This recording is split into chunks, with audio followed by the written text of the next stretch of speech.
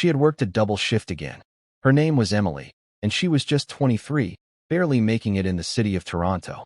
Rent was high, winter was brutal, and exhaustion had settled in her bones. The city lights flickered past the bus window as she leaned her head against the cold glass, letting the hum of the engine lull her into sleep. It was almost midnight. Snow danced outside like little ghosts, but inside the bus, it was warm and quiet. She meant to stay awake.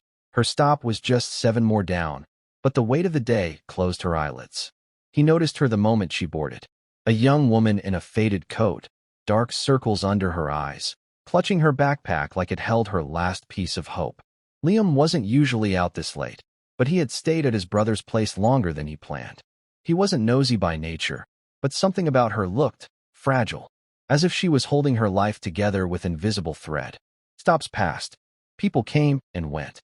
The driver called out names of intersections, but she didn't move. Liam glanced again. Her breathing was slow, steady. She was asleep. He looked outside, realizing they were nearing the end of the route. She hadn't stirred. The bus turned onto a darker street, only a few stops before the final terminal where it would go out of service for the night. That area wasn't safe. He had lived in Toronto long enough to know that being left alone at midnight in that part of town wasn't just uncomfortable. It was dangerous. Liam hesitated, then stood and walked to the driver. "Excuse me," he said quietly. "I think she missed her stop. She's asleep. Can you wait a second?" The driver glanced in the mirror.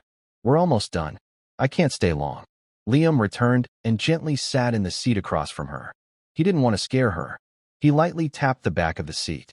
"Hey, sorry to bother you, but I think you missed your stop." Emily stirred, confused. "What?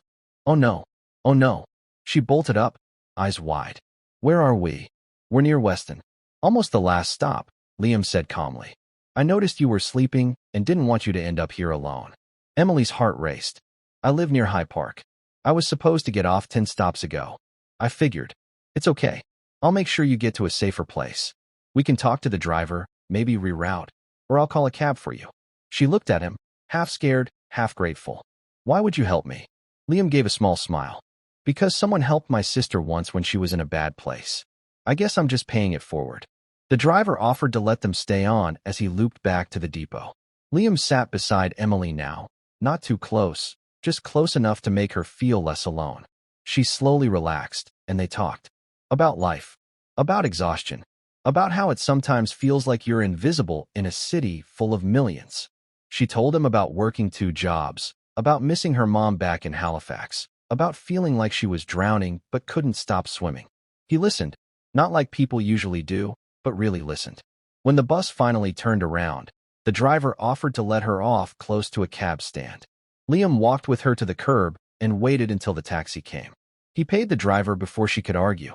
She almost cried. "You didn't have to do any of this," she said, voice cracking. "People don't usually care." "I know," Liam said, "but maybe they should start." She reached out and hugged him quickly, awkwardly, but with sincerity. Then she got into the cab, waving as the driver pulled off. For the first time in weeks, Emily felt something warm inside, not just from the heater, but from knowing someone had seen her, had chosen not to look away. That night, she got home safe. And the next day, she brought an extra coffee with her and gave it to a woman shivering at the bus stop. Just like that, kindness passed on. And somewhere in the city, Liam sat by his window, watching the snowfall, quietly hoping the world would become softer, one person at a time. Because sometimes, all it takes is one moment. One stranger who doesn't walk away. And in a busy city where no one stops, he did.